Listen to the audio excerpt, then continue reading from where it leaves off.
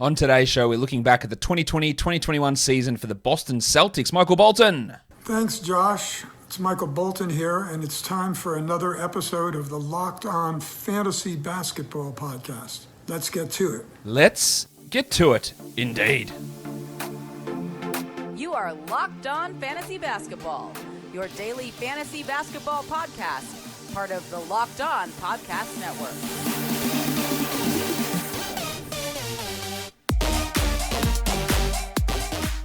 Hello and welcome to the Locked On Fantasy Basketball Podcast, brought to you by Basketball Monster. My name is Josh Lloyd and I am the lead fantasy analyst at basketballmonster.com and at Yahoo Sports Australia. And you can find me on Twitter as always at redrock_bball and on Instagram at Locked On Fantasy Basketball. The NBA playoffs are here, so don't miss the big storylines that you can find every day on the Locked On NBA Podcast. Follow the Locked On NBA Podcast on the Odyssey app or wherever you get podcasts. We are here though to talk about the Boston Celtics, whose season was a huge disappointment, I believe. And then just after they were eliminated from the playoffs, shit went down with the removal of Danny Ainge, or the retirement, of Danny Ainge.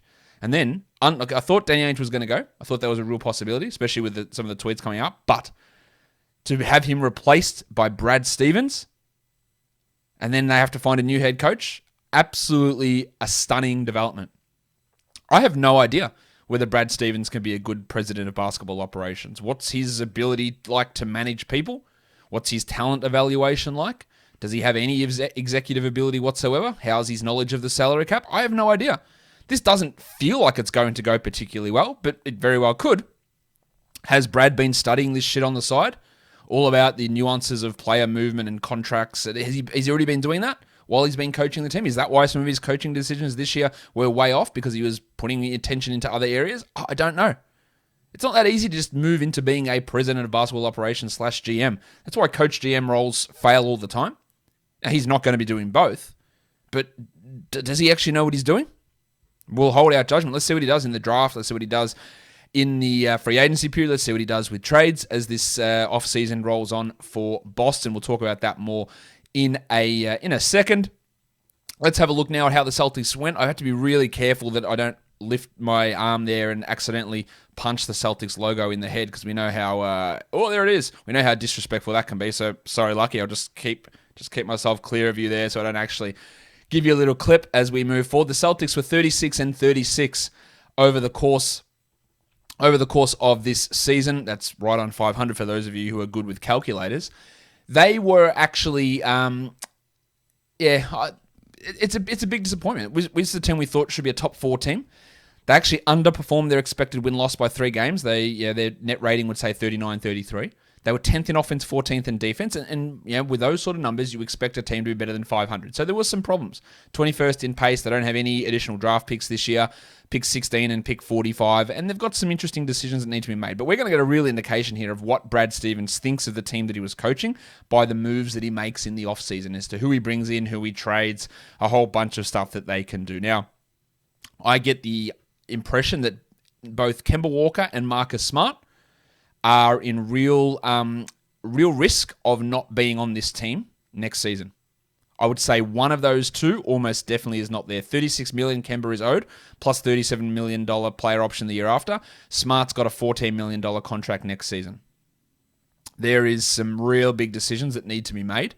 Now, you wouldn't want to move both of those guys, because then it means you need to bring another point guard in. I think Kemba's in real trouble in terms of, not in real trouble for his career, because he's getting $70+ million over the next 2 years. But in terms of being on the Boston team next year, I would be pretty doubtful that Kemba Walker is on this squad. And that's going to lead to a whole raft of changes with this rotation. And Stevens now has the key, so let's see what he decides to do. In terms of free agency, the big one there is Evan Fournier, who's an unrestricted free agent. They bought across at the trade deadline. He struggled with COVID, didn't quite find his niche at all. What his role is on this team as we move forward is still up in the air. I don't know whether they re-sign him. I don't know whether they want to re-sign him or not. He had a great year in Orlando. If he's in Boston next season, will he start? Will he come off the bench? Will they play Fournier, Brown, and Tatum as the 2, 3, and 4? That would mean moving on from Smart or Walker, one of those guys, and then that other guy's the point guard. I think that's a possibility. But his value, Fournier, this year was as a big volume guy in Orlando, and I just don't think he's going to have that role, regardless of a Walker/Smart trade. that Fournier is not going to have that role. His position in the league is very, very interesting. Now, Fournier, despite what his hair would tell you, is still not 29. He'll turn 29 a little bit of the way into next season. But his contract is going to be really intriguing. Now, guys like Luke Cornett, Semi Ojeleye, they're both unrestricted free agents. I wouldn't think that they're going to be key pieces to bring back. Same with Taco Fall, who's a restricted free agent. And let's be honest, he is not an NBA caliber player, and he will not be back. Ojeleye, I'd be pretty surprised if he returns. I just don't. I think that some of the infatuation, but the problem is that some of the infatuation was Brad Stevens' infatuation with playing him with Lloyd. That did drop off a little bit this season, but the big one there, of course, is Fournier and what they decide to do with Walker and what they decide to do with Smart in this offseason. I'd say Tatum and Brown, there's no chance that they are moving anywhere, but those other guys, real possibility that they find themselves on another squad for next season. You are the hiring manager for your company, the hiring expert. What you really need is help making your shortlist of quality candidates. You need a hiring partner who helps make your life easier. You need Indeed. Indeed is the job site that makes hiring as easy as 1, 2, 3. Post, screen, and interview all in Indeed and get your quality shortlist of candidates whose resumes on Indeed match your job description faster. Only pay for the candidates that must-have qualifications, that meet your qualifications, and schedule and complete video interviews in your Indeed dashboard with tools like Indeed Instant Match, which gives you quality candidates whose resumes on Indeed fit your job description immediately. They also have the Indeed skills tests, which on average reduce hiring time by 27%. According to Talent Nest, Indeed delivers 4 times more hires than all other job sites combined. If you're hiring, you need Indeed. And get started right now with a free $75 sponsored job credit to upgrade your job post at Indeed.com/locked. That's a $75 credit at Indeed.com/locked. Indeed.com/locked. Offer valid through June 30th. Terms and conditions apply. Built Bar is the best tasting protein bar ever. Not only is it delicious, but it is also healthy. 9 fantastic flavors available at the moment. Plus, they bring out limited time flavors all the time. Coconut, cherry, raspberry, mint brownie, double chocolate, salted caramel. There's something for everybody. If you don't know what your favorite flavor is, go buy a mixed box. 18 bars, 9 flavors. 2 of each flavor, so you can give them a bit of a try. Most of the flavors just 17 grams of protein, so you don't need to have an absolute chore of a time getting through a disgusting protein bar in order to get those protein numbers. In 17 grams of protein, 130 calories, and 4 grams of sugar, a great nutritional profile, and you can save money on Built Bar right now by going to BuiltBar.com and using the promo code LOCKED15, LOCKED15, and you'll get 15% off your first order. The promo code is LOCKED15 for 15% off at BuiltBar.com. Guys, we're going to talk about this Boston team who did make it into the playoffs, got through the play-in game. But again, if you want to hear more about the playoffs and our road to the finals coverage right across the Locked On NBA network, that coverage is brought to you by Michelob Ultra. It's only worth it if you enjoy it, and with 2.6 grams of carbs and 95 calories, we can all enjoy the games a little bit more this season. Let's talk about the first player we're going to talk about in here. That is Jayson Tatum, who was drafted really high. Pick number 11 was his spot. He played 64 games, 36 minutes a night. That's really good. 44 fantasy points made him 19th and 15th in category leagues. Now, he did come home pretty strong down the second half of the year. But yeah, that first round pick, and he was going sometimes at pick 9 and pick 8 in some drafts, was, I think, a little bit too high, given where he ended up. Now, why did he end up where he was? Now, his advanced numbers are still really good. We look at he averaged 26 points per game. The shooting was somewhat of a concern, 46 from the field, but an EPM of 2.7 is very strong. He was second on this team at Raptor at 2.7.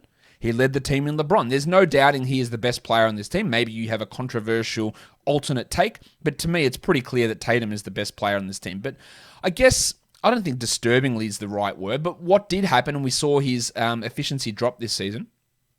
True shooting still remained at 58, but overall field goal percentage did drop, because his attempts from mid-range increased. It went from 5.6 per 75 possessions to 7.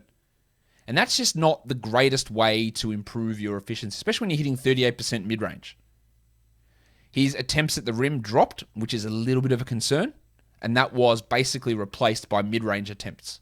Free throw rate went up, but we want, when you're hitting 64% at the rim, which is what he did this year, you want more attempts there, not moving from rim shots to mid-range shots. And then that's part of the reason why that field goal percentage wasn't quite as good. Now, in saying all that, it was actually better than what it was last year.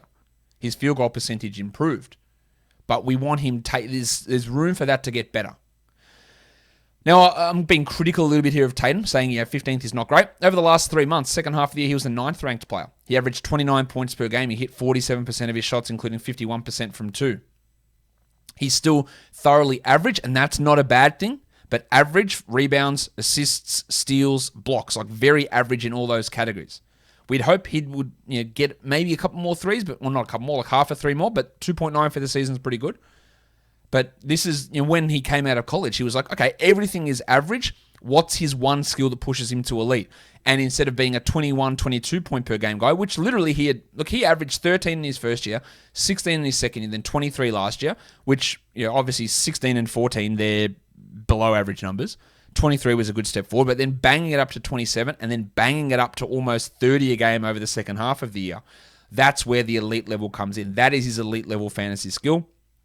Plus getting to the line, hitting 90% at 6 attempts. They are his elite numbers. So he was really, really good. And despite me saying that overall number is disappointing for taking him at pick 11, the fact that he got it on track towards the second half of the year, even though he was battling the after effects of COVID, I think that in that 10 to 15 range is absolutely fine for next year. And with uncertainty around the Kawhis and Embiids and those sort of guys who normally fit in that 8 to 12 range, Tatum is going to be a fine choice in that area. He's still only 23 years of age and won't turn 24 till almost halfway through next season. So there's a lot of growth still to come. He is, you would think, locked in as a top 10, probably top 7 dynasty guy because of that age and because of where he is now for many years to come. Let's talk about his teammate, Jaylen Brown, who took some huge leaps forward this year. 58 games, obviously season-ending wrist surgery. We hope that he's ready to go for next season. I think he will be. 35 minutes a night, almost 40 fantasy points, which made him 31st. 29th in category leagues, and he was the 53rd ranked player overall in terms of ADP. So he took some big steps forward this season, Jaylen Brown. He was pretty inconsistent, though, I thought, with his fantasy production during the year. And some people will disagree with that, but he was very up and down. Started out unbelievably hot when there was times when Kemba was out. Kemba came back, and he did have some big drop-off in that February-March period. Tatum then got COVID, and we saw his value jump back up towards the end of the season, but he was way, way up and down. Now, EPM of +2 is great. 59 true shooting is fantastic. Finishing at the rim improved a lot. His mid-range shooting, which was sky high to begin the year, actually fell off, and it was a little bit lower than where it was in previous seasons. But the other thing that he did is he started taking his mid-ranges at a higher rate too, 6.2 per 75. Like that is a big increase. His overall usage increased, but he didn't really increase his attempts at the rim much. He didn't really increase his three-pointers a little bit more, but what he did was he just took more mid-range shots. And we know there can be fluctuations in shooting percentage there. He still was a negative in free throw percentage, not as bad as he has been in the past, where he'd been a pretty sizable negative. This was his best year, shooting 76%, but a negative nonetheless. And overall, I think we look at him as a third-round guy as we move forward. He is, 25 in about 4 or 5 months' time? So he's still really young, still in his nice prime.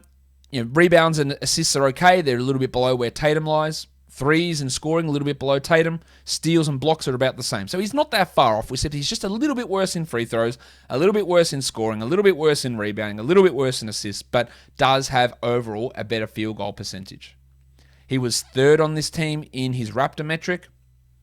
Actually, in LeBron, he was way down at 0.23 because defensively, he did not grade out well in LeBron, which is curious because you would say that Brown is a pretty good defender, but his Raptor was is 0 for defensive, and his EPM was 0 for defensive.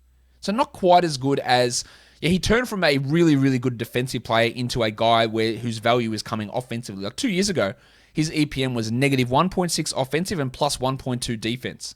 This year it was 2 offensive and 0 defense. So it turned from a negative offense and great defender to a neutral defender and a great offensive player. So a big, big change in his game as he's been able to take those steps forward. So really impressive to see what he did. There were fluctuations in that efficiency, but you'd feel okay about him being a third round or maybe even second round pick as we move forward. But where does he get better from here? It's going from 76 to 82 free throws. That takes him up probably another 7 or 8 spots. It's going from 6 and 3.5 rebounds and assists to 7 and 4.5, much like Tatum, but I don't think he has those passing chops. He did have a 50% or 60% improvement in assists this season.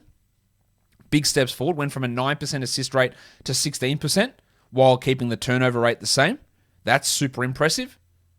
So can he take that the next step? I have my concerns there, but also went from 25 to 29 usage. So, look, he was definitely impressive. Like, absolutely fantastic this season. Really, really impressive stuff.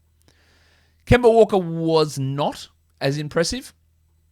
He only played 43 games and played 32 minutes a night. Had the delayed start to the season with a knee injury, sat back-to-backs all year, then had a side strain. Ended up averaging 34 fantasy points, which was 61st. He was the 60th ranked player in category leagues, and his ADP was 60. So you look at that and go, that's bang on, but it actually wasn't. Like, it's a bad pick to pick him at 60 because he played half of the games, or a little bit over half of the games this season. And we knew that heading into the season. Where does he go from here? How does he get better? He averaged 19, 4, and 5 with 3 threes, 1 steal, 42 and 90%. Now, the 90% from the line is excellent. It's actually his second best fantasy category behind threes. The 42% from the field is not ideal. But he just does not look like Kemba Walker anymore. If he does get traded and goes to another team, look, this is a guy that had 31% usage in his last year in Charlotte and was down to 26 this season. I think he can still be a useful player, but the minutes, he played 2,900 minutes his last year in Charlotte, played under 1,400 this season. Yes, smaller season for sure. But, the minutes were way down. He could find a larger usage, but true shooting is now right on league average at 56%. 3-point shooting down to 36%, which was one of those things where we thought, coming to Boston, less offensive attention, the shooting numbers would improve, and they haven't. That's a concern.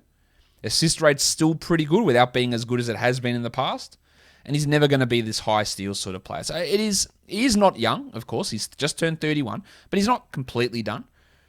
I would think he's still going to be a draftable player next season. His EPM was great, 2.7, like a really strong number. It is declining, but it's still in the 90th percentile, 92nd percentile. He led this team in Raptor, and he was second in LeBron. So all of the advanced metrics love what he did. It's just how do we trust him in terms of minutes, playing time, and future health at this age? And you'd have to think at his size, his injury history, that things start to drop off a little bit further. Where does it drop off? Is it the 41% shooting? I'm not sure. He shot 43% over the second half of the year, so that did improve. But the assists are pretty low, but that could also go up on a different team. He's never been a high assist player. His best ever assist season was the 13-14 year where he averaged 6 assists per game, so he's not a huge assist guy. But what we need him to go back to is averaging 23 points a game to get back into that top 50 per game discussion. And I'm just not sure he's going to do. But look, over the last 2 months, that was only 17 games, he averaged 21 and 4 and 5, which are obviously great numbers on 44% shooting. So he showed some burst there. I just worry about the knee and the consistent injuries, and I wouldn't want to value him. Even if he can have a top 50 per game season, which is possible, I wouldn't value him as a top 50 player as we move forward. RockAuto.com is the place that you need to go to buy parts for your car. It's just a disgusting experience, honestly, going into an auto store to wait in line, to talk to the mechanics there, to get your parts. They don't even have them. There's just too many parts for a bricks and mortar chain store to keep in stock all the time. And they're going to go in there, waste your time, might make you feel dumb, and also charge you more. Who wants to pay for the privilege of, or the non-privilege of going to a store and having them order a part for you when you can just go to rockauto.com and order that part directly? They have the same reliably low prices for professionals and do-it-yourself as at rockauto.com. Why would you spend up to twice as much for the same part? So go to rockauto.com right now, see all the parts available for your car or truck, and write Locked On in there, how did you hear about us box, so that they know that we sent you. Amazing selection, reliably low prices, all the parts your car will ever need. rockauto.com. Okie dokie. Marcus Smart. No, it's not Marcus Smart. My mistake. It is the Rock DJ Robbie Williams, a player who has a lot of discussion around him. He played 52 games, 19 minutes. 26 fantasy points, which was 120th and 81st in category leagues. A much better category league player than points league player. A guy that was a must roster for big chunks of this season. Had a toe injury that cost him playing time in the playoffs, and those 19 minutes are obviously really low. He averaged 8 and 7 with 2 assists, 0.8 steals, 2 blocks on 72 and 62% shooting. So those blocks are excellent. The field goal percentage is excellent. Good rebounder. And those low minutes, there's a lot of appeal there for Rob Williams. But a lot of the time with Williams, it's a coaching issue with not playing him enough. He has had in the past some real issues in terms of his defensive positioning, despite being a very good rim protector. He has been in his NBA career at the very worst, 99th percentile for block rate. His defensive EPM has been at very worst 86th percentile in the last 2 years when he's played decent minutes, and that was this year. He was plus 2.7 EPM overall. His Raptor was 1.2 and a positive in both offensive and defensive, and he was third on the team in LeBron. Every advanced metric is coming his way. His play improved, and realistically, at age 23, given what Tristan Thompson did this season, and he's age 30, Williams should be the opening night full-time starter and should play 26 minutes a night bare minimum. Now, 26 minutes a night for Rob Williams is top 40. His ADP is going to be very, very interesting to look at, and a lot of that's going to be shaped by what Boston does in the offseason. But if he comes in, if he starts, and if we get an indication that he is playing 30 minutes a night, if you took him in the third round, it would not be wrong. I think there are times where he's going to have struggles, but this is a guy that, from a fantasy perspective, think Rudy Gobert, think Hassan Whiteside. And Hassan Whiteside, top 15. Rudy Gobert, top 20. They can be in fantasy category leagues. Robert Williams can do that very easily. You would not want to draft him in the second round, but if we come out and we see that his initial Yahoo ranking is 70th, or ESPN or probably 380th, then you draft him every single time. And look, his ADP will probably come into 50 or 60, and that, I think, will be even a big bargain. This is the year for Williams. He's had 3 years in the NBA. It's undeniable now the value that he can provide, and the fact that he is the best center on this team. And with Jaylen, with Jayson, with maybe Kemba, with maybe Fournier, they don't need a Nikola Vucevic. They don't need a center who's going to score. They need a guy who's going to go out there and erase attempts at the rim, block shots, rebound, and catch lobs. And that's what he does. And I think his injury against the Nets did hurt them. They wouldn't have won, but I think it did hurt them. I think he's in for a big year. It could blow up spectacularly. It could just be absolutely shithouse. He could get injured again, and whoever the new coach is has the same mentality as Brad Stevens and plays him 20 minutes a night. That would be foolish when your other option is Tristan Thompson and Grant Williams or Luke Cornett. But it's really opening up for him to be that guy next year, I think. Let's talk about Fournier. A lot of his numbers are based on what he did in the place, Orlando. That's the name of the place. He was the 86th ranked player, 30 minutes a game, 42 games, averaged 29 fantasy points. He beat his ADP in both category and points leagues. He averaged 2.8 threes in his 17 points with 3.5 assists, shot 46 and 79, which are both below average numbers. He had some real struggles in Boston initially. He has these occasional big blow-up games, but when we look at what he can do, what is it that he can do? He can score okay, but not great. His last... let's actually have a look at what Fournier did in a Boston uniform, because I think that's probably more representative of where his value goes. So in Boston, he played 16 games, he played 30 minutes, and he averaged 13 points. And he shot 46% from 3. He averaged 1.3 steals, 3 rebounds, and 3 assists in that time. Like, there are obviously some not great numbers there in terms of scoring. Usage went from 26 to 18. Now, a Kemba absence could help that. Defensively, he was better. He was all right in Boston. And that 1.5 EPM is a really strong number. He was a useful player. But to be 86th, and he was like 78th or something like that before he got traded to Boston, I would really, really doubt that if he's going to score 15... He averaged 13 in the 16 games that he played while shooting 46 from 3. Let's say that he averages 15 a game next season. It's not enough to be a draftable player. He's a useful piece. There's no doubt for a good team. But will he ever find himself in a situation where he is the number 1 offensive guy or number 2 offensive guy as he was in Orlando? And I think the answer to that has to be no. It's very hard to see that. Defensively, he's not as bad as you think, but he's also not great. He can be a bit fluky in terms of shooting, and he can be better. Now, he was a plus 1.4 this year for Boston, so he's still a positive influence on the team. Ideally, he can be a very, very strong bench piece. But he might have to push into a starting role depending on what happens with the Kemba or Marcus Smart situation, or he goes to another team. I just don't see what team is going to want to pay Fournier to be in that same role he was in Orlando. So I think the value is in real trouble as he moves forward. Marcus Smart. I like Marcus Smart as a player a lot. 48 games this year. 33 minutes, he averaged 13, 3.5, and 6 with 1.5 steals, shooting 40 and 79 from the field, true shooting of 54%. So some pretty rough shooting numbers there from Smart, who did take a little bit of a step backwards this season in terms of shooting percentages. But his minutes went up from 32 to 33. His scoring went up. His assist rate went up without Gordon Hayward around. His steal rate went up.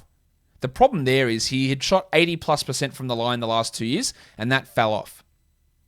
And I think that, I thought I could have expected a little bit more from him to keep up that high free throw shooting, which would have helped his overall value for this year.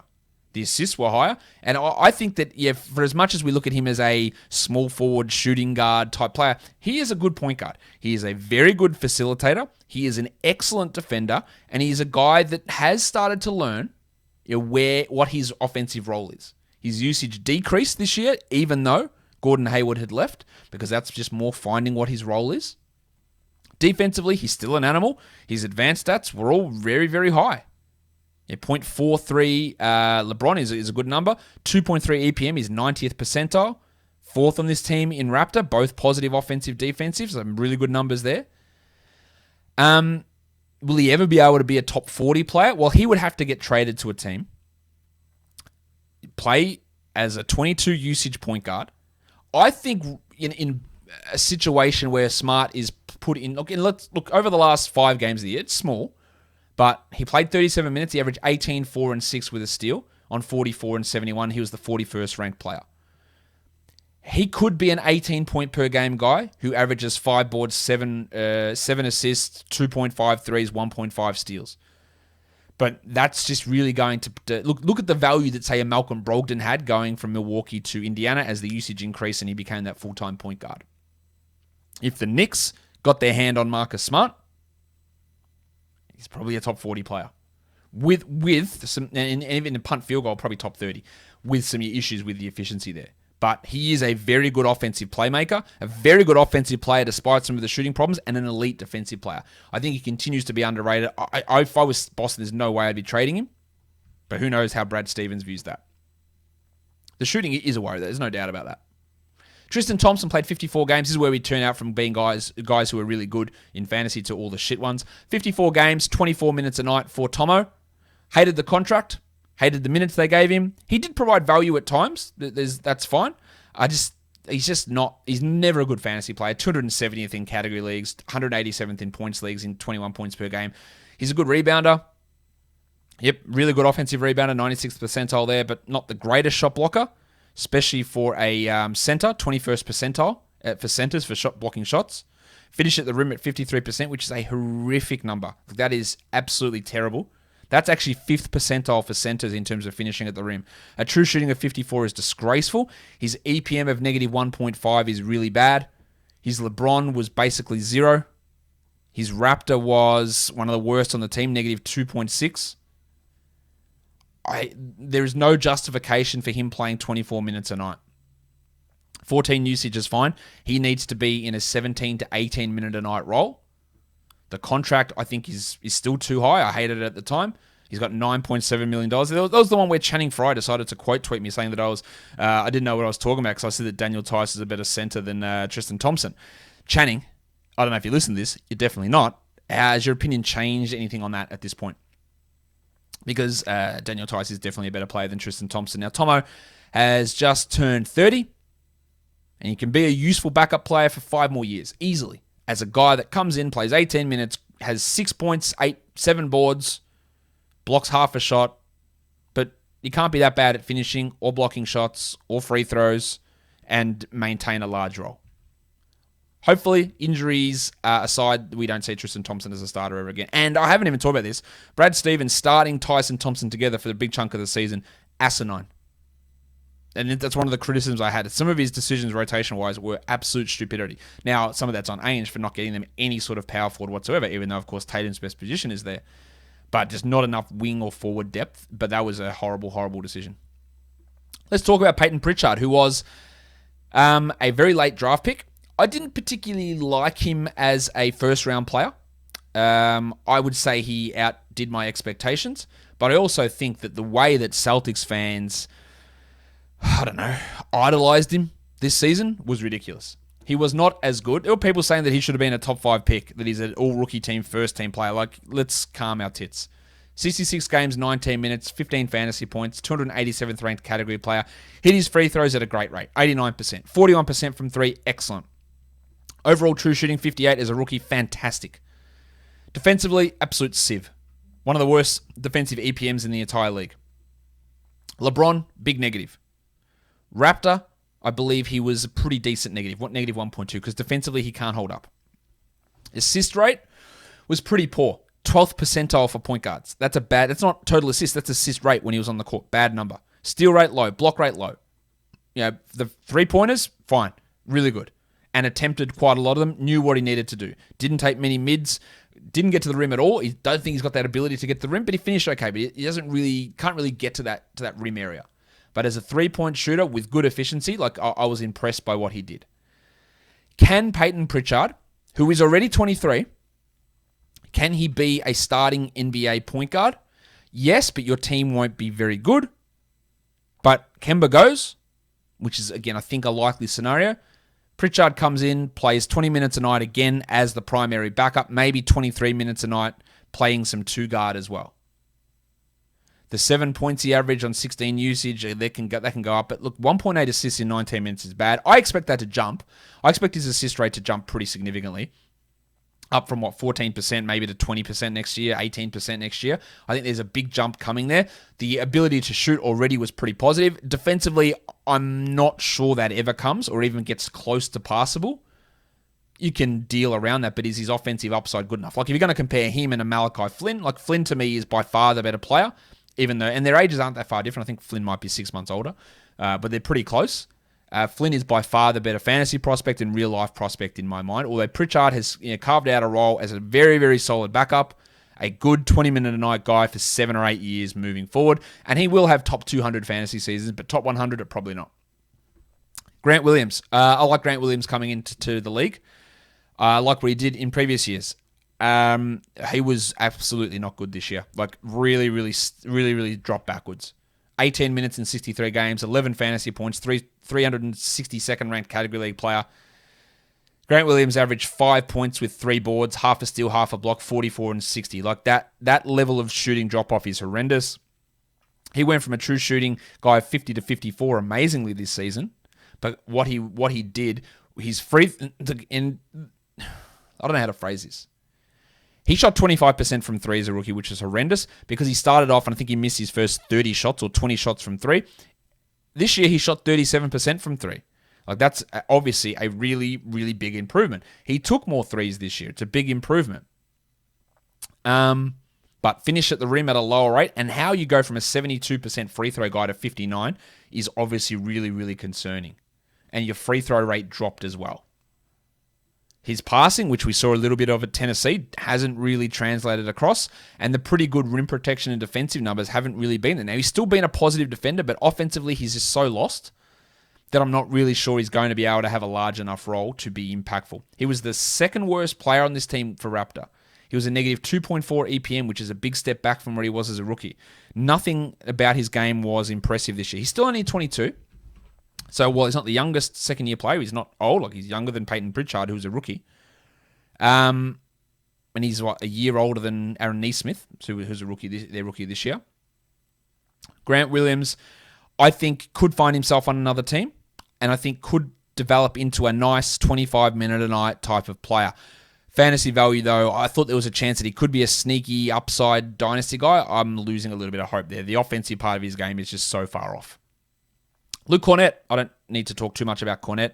He's 26 years of age. When he does play, watch him because he blocks a lot of shots. Blocked 1 shot per game, averaged 11 fantasy points, but he is a guy that when he is out there, it is hard to rely upon him to be out there because he's not very good.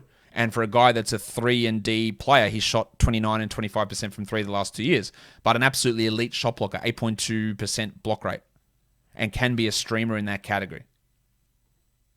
His defensive EPM was huge this year, but it has fluctuated quite a bit over his career. I wouldn't rely upon Luke Cornett. He's unrestricted free agent. He probably finds another spot on another team, but fantasy value is not really there.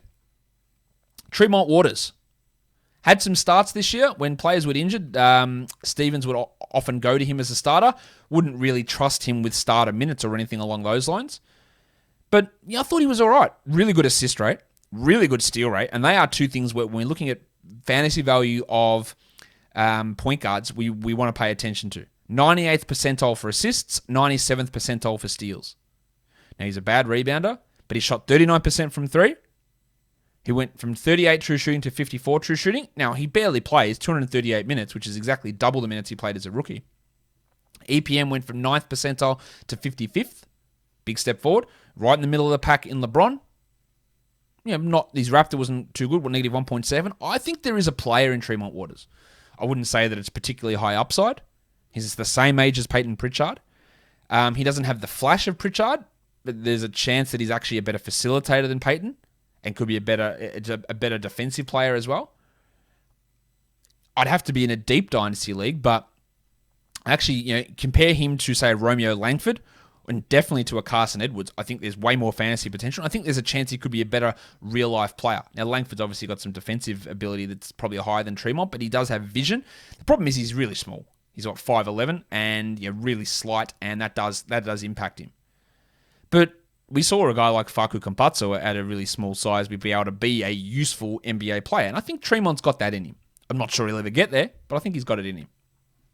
Jabari Parker, 13 games. He's only 26 years of age, Jabari. But unfortunately, injuries have just screwed him, and his lack of attention to defense is obviously a problem as well. There are people who still believe in Jabari Parker. He's still a beast, guys. He's still a beast. He just needs the chance. I will push back on that vociferously. He does not need the chance. He has had the chances. He is not good with those chances. He averaged 5 and 3, which, again, on a per-minute basis, is not bad. In 13 minutes, it's not bad. But defensively, he's bad. Assists, he's bad. He shot the ball okay from the field, at least 64% from 2, but 18 from 3. He's got a non-guarantee for next year, $2.2 million. Maybe they keep him around, just having a backup forward, but he's not a guy that is going to step up into a large role. I wouldn't have thought anyway. Aaron Nesmith, their first-round pick this season.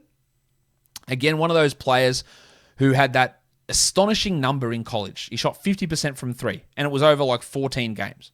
So, of course, people who didn't buy or didn't read into much or didn't use context. So he's the best shooter in the draft. The Celtics got him, and that's obviously bullshit because it's a 14-game sample, and he shot 32% as a freshman. So where are we at? Now, this is not to say that he shot poorly, because as a rookie, shooting 37% is not a bad number. But it's not absolutely elite. And when a lot of your other parts of your game are pretty bad, defensively you're not great, offensively, shot selection, passing non-existent, it's a problem when that one skill where you were thought to be elite at, you're maybe just above average. I don't know where we go. He's only 21. He had some nice little stretches this season in an area, so late April, early May, he did play some pretty decent basketball at times there. And probably should have had a regular rotation role. And I think next season he moves into a regular rotation role. That 13 usage should be able to get to 17 or 18. Doesn't get to the line, doesn't get assists, doesn't get steals, doesn't get blocks, doesn't get rebounds. Leads to a relatively empty fantasy profile. Like, best case scenario, can he turn into Wayne Ellington as a fantasy contributor who plays 28 minutes and hits 3 threes and is useful because of that? I think that's possible. Am I underselling Nesmith a little bit? Maybe. He's a 6'6 guard who I think can be an okay defender and showed some flashes this year, but it's not quite there. But it's all going to come down to shooting, but I don't know what the other thing is in his game. What else comes? Is it a good steal rate? Is it good assists? Is it a good rebounder? Is he a high usage scorer? And I'm not sure that any of those things come. I'm not particularly enthused about his long-term fantasy upside as a player. Taco Fall, he's a meme at this point. Feel sorry for the bloke, but he's not an NBA caliber player. When, for some reason, he plays big minutes, he will block shots. 1 block a game in 8 minutes is huge. 72% is huge, but you cannot play him more than that.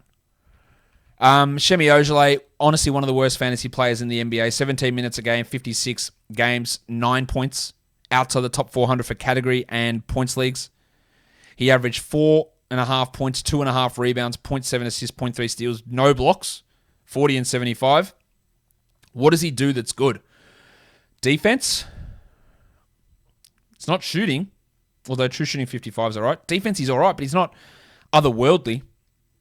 I'm just not sure who's signing Shemi to be a rotation player. And his fantasy value is non-existent. Let's talk Romeo Langford, who missed the beginning of the season with a wrist injury, then had COVID. He's still only 21. He missed a bunch of time as a rookie as well.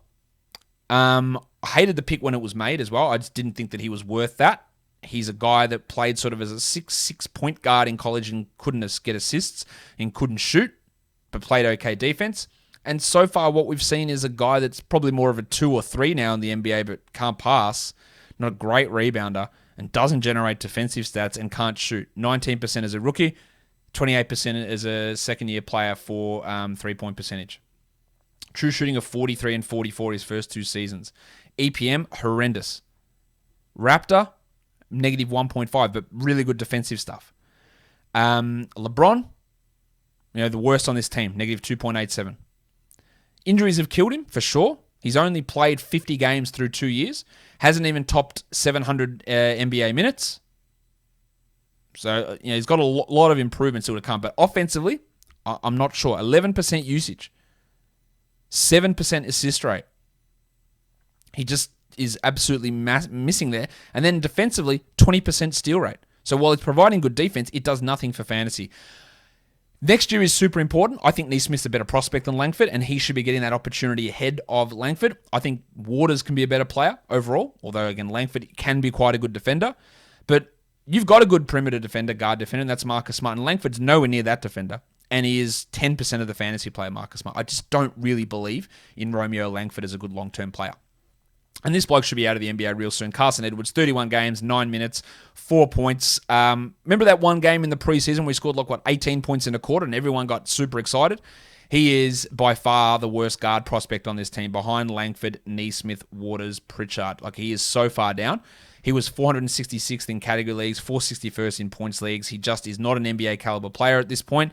He's too undersized. His defense is too bad. His shooting hasn't come across at all. He is, 23 years of age? Yeah, I'm not really buying anything here for Carson Edwards as we move forward. He's still got a guaranteed year next year, 1.8. I'd be looking to move on. I'd just be looking to deal with that salary and move on. I just don't think that he's worth the roster spot at the moment. Guys, that'll do it for me today. Don't forget to follow this podcast, Apple Podcasts, Google Podcasts, Stitcher, Spotify, and on Odyssey. While on YouTube, hit the thumbs up, hit the notification bell, drop your comments down below, guys. We are done here. Thank you so much for listening, everyone. See ya.